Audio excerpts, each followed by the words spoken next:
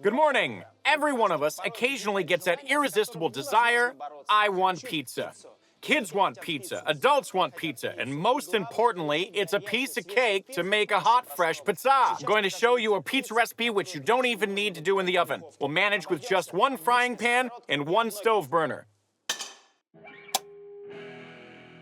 Pizza contains a doughy base, all sorts of tasty treats on top, and delicious melted cheese. Oh, I want pizza!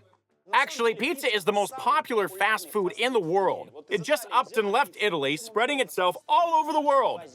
They even get a buzz from eating pizza in Asia, and making it at home, well, that's easy peasy. We're gonna do this by the book. It'll have a rich topping, which will make it juicy. Now, the dough is gonna be crunchy, and that's vital with the pizza, as the soft stuff is definitely not good. When it's a little crunchy and stiff, that's when it ups its game, and it gets a vibrant, explosive taste. Let's start with the crust. The dough's really easy to make. For this, we need to mix flour. One more thing, you know. They often make yeast-based dough for pizza, but here we have all-purpose dough. We mix the ingredients, put it aside, and in 5 minutes, we can start cooking the pizza. And that's the gist of it. Say someone's asked you to make a pizza or you wanted to do one yourself. You go bang, and it's done. No need to wait 2 hours until the dough's ready. Now add a pinch of sugar to the flour to make it tastier. Then, a pinch of salt. It's important that your pizza is soft and spongy so that when you bite into the pizza and it's like, you know, when it's easy to bite and easy to chew. We need some baking powder.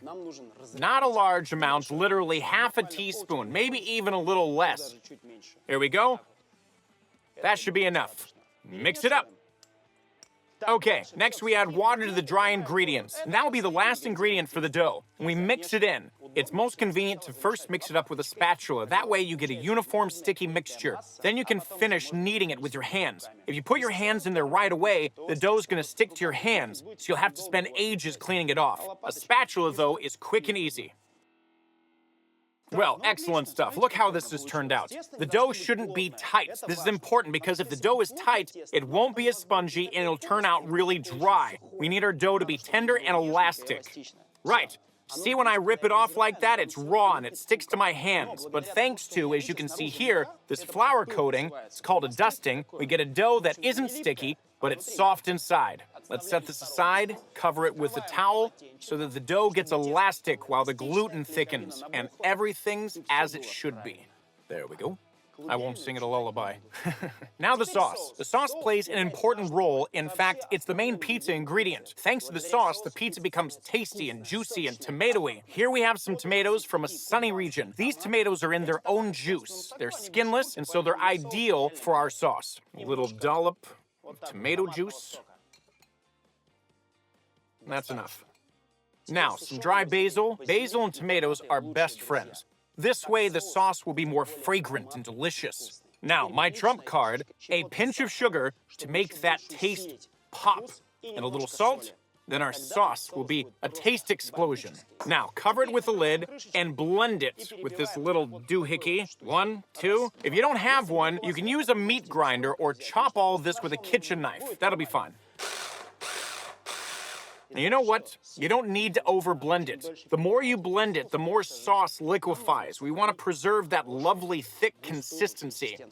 1, 2, 3. That's it. Oh, what a beauty. Oh, take a look at this. The tomatoes, and the way the fragrant herbs smell, the salt and the sugar. That's it, friends. The sauce is ready. Now for the topping. You can actually make a pizza with any kind of topping, anything that you feel like. I suggest, you know, a universal combination that everyone likes.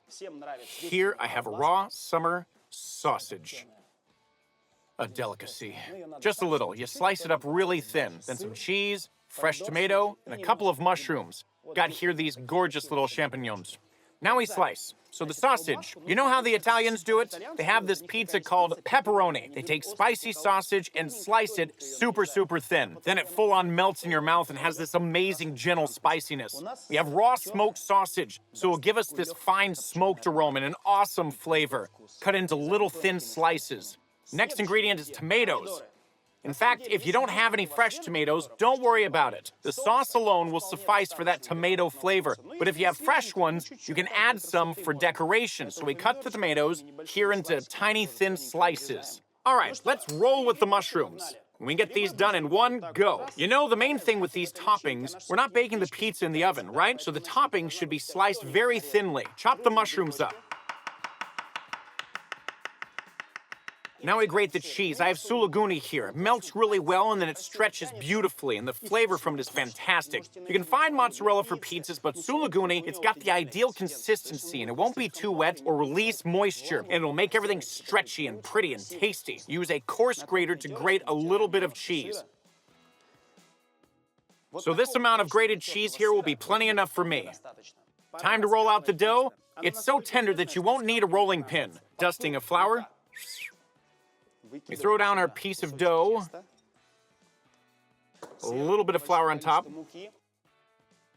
Roll the dough out to match the diameter of the frying pan. Just don't forget, the dough shrinks a little when baked.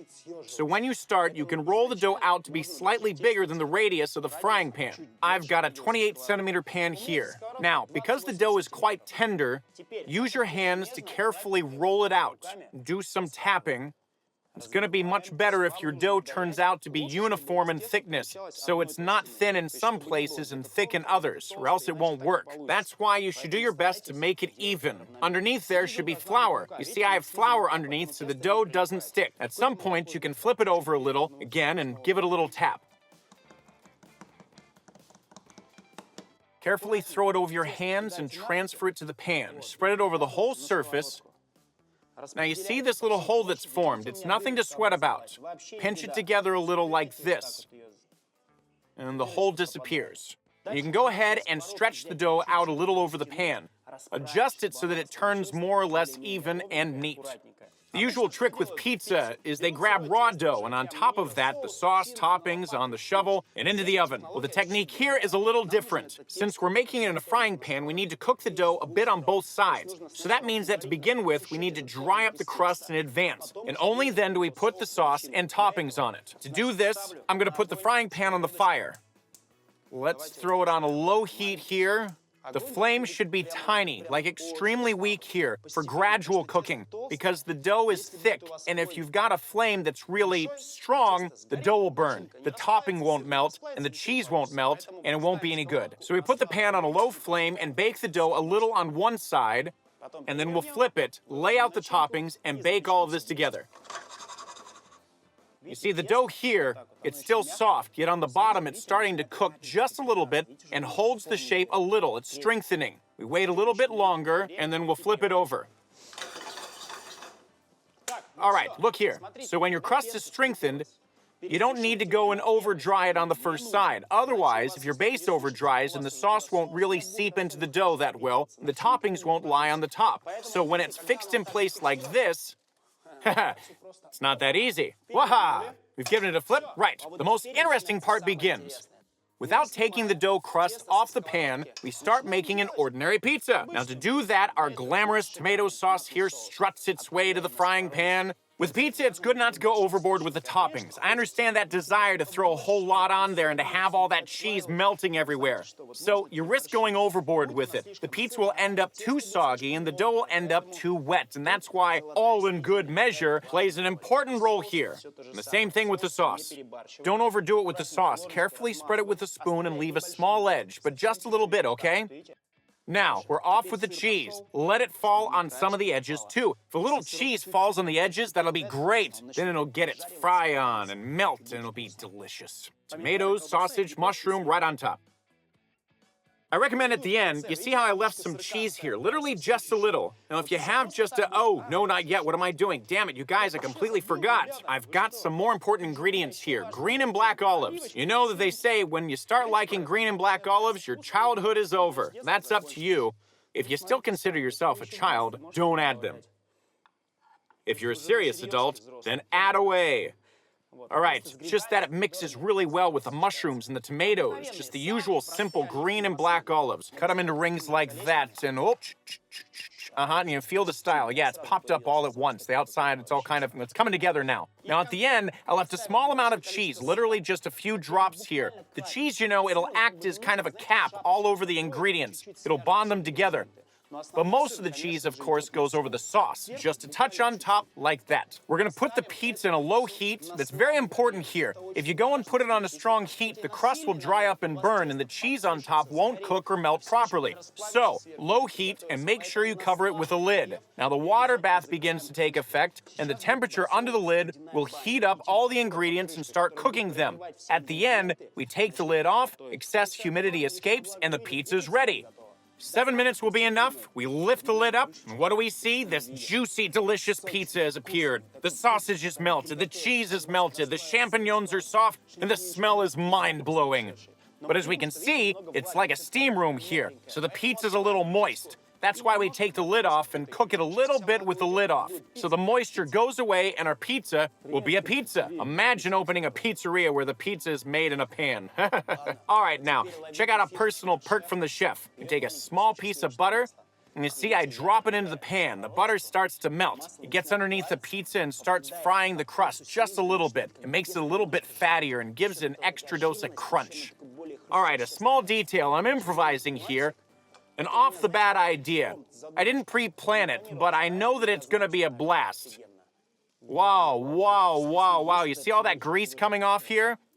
There it is. It's gonna cook a bit more now. The pizza will be the crust will be like buttery, crunchy. The butter adds to the taste, and a word, sublime. Yeah, pizza's ready. Carefully move it, like this, onto the board. Whoa. Oh, you hear that crunch? It's the crust crackling from underneath. You see, right? This means the crust is crunchy at the bottom. It's incredible. A fairy tale. It doesn't always turn out like this in the oven. Whoa.